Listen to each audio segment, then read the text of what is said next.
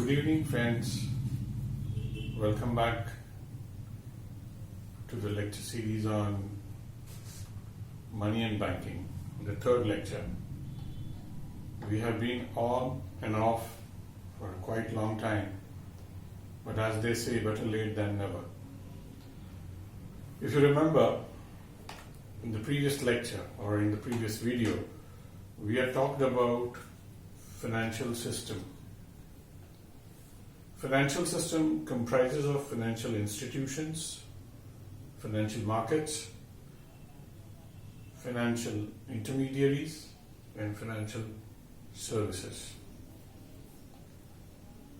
These all comprise of and they make financial system. Why it is needed? Essentially operate due to flow of money. Now, this is required which runs the financial system and economy. More important word here, economy. It runs. You got to understand that. It does not move, it does not push, it does not pull, it does not lift, it does not throw. It runs the financial system and economy. The key word here is runs. Now, whenever certain things run, means running is defined in sports vocabulary as an act of moving from a place of inertia, stationary. From there, any movement, faster movement is what we call it as running. Slow movement is what we call it as walking. What does money do now here? It runs the financial system and economy. Whenever anything that runs requires huge amount of motivation, that motivation here is money. It runs the financial system as well as the economy. In particularly, money runs financial system and economy. Now, what is money? A question will come. क्या है पैसा? पैसा क्या वो है जो note में दिखता है, कॉइन में दिखता है, या कुछ और है? So first we need to understand what is money. Money being an abstract concept. Like for example, if you want to describe water, it's a combination of hydrogen, 2 parts of hydrogen and 1 part of oxygen. In the same manner, we don't have money's definition per se. We don't have exact definition of money. If you want to understand money, you need to understand its functions. Herein lies the beauty of understanding money. What I mean to say by understanding functions, when you see the functions, now if you say that what is hand, you simply cannot say hand is you can say that hand is a combination of elbow, joints, fingers, palm, all these kind of things. But that is exactly not the hand.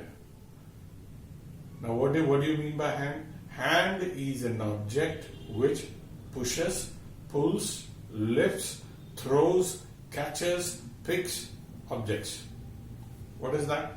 We are defining hand by the functions of the hand. Similarly, we are going to define money, we are going to understand money by its functions. Now, what are these functions? Predominantly, money is a medium of exchange. Medium. It's a medium of exchange. Earlier, people used to trade using barter systems. यानी barter system यानी मेरे पास गेहूं है, आपके पास चावल है, मुझे आपसे चावल लेने हैं, आपको मुझसे गेहूं लेने हैं. We used to decide the value of wheat and rice based on the inputs, the amount of efforts that were taken to raise those respective products. Which means if there was huge effort in producing wheat, the value of wheat was high. Or if the efforts that were taken to produce rice was more, the value of rice was more. That is how it was decided how you're going to exchange. But later on, after the 19th century, money was used as a medium of exchange. What do you mean by that? Something people use to buy or sell from or to one another. Try to understand. It's a medium of exchange means something people use to buy or sell from or to one another. How are you going to trade it, goods and services? Now in this part of time, it is impossible to do barter system because not enough wheat is produced, not rice is produced to be exchanged. Why? It's a different matter. That's a different topic of discussion. Here we are talking about what is money. Primarily, money performs the function of medium of exchange. You can exchange goods and services between people who want to buy and people who want to sell so that it facilitates trade and commerce. There's an easy flow of goods and services. Now, why money is needed to facilitate the goods and services is because movement of goods and services facilitates the growth of economy as a whole and financial system in particular. Unless there is movement of goods and services. What happened in lockdown? In lockdown, there was no absolute movement of goods and services. What happened then? If there is no movement of goods and services, it indicates that economy has become stagnant. It has stopped where it was. If the economy stops, what happens? You start losing employment, you start losing income, you start losing savings, you start losing your investments, and above all, the economy goes into recession. That is what happened when the pandemic struck. So, money is an important factor to keep on moving these goods and services. The moment the goods are moving from place A to place B, that is from buyer to sellers, or from sellers to buyers,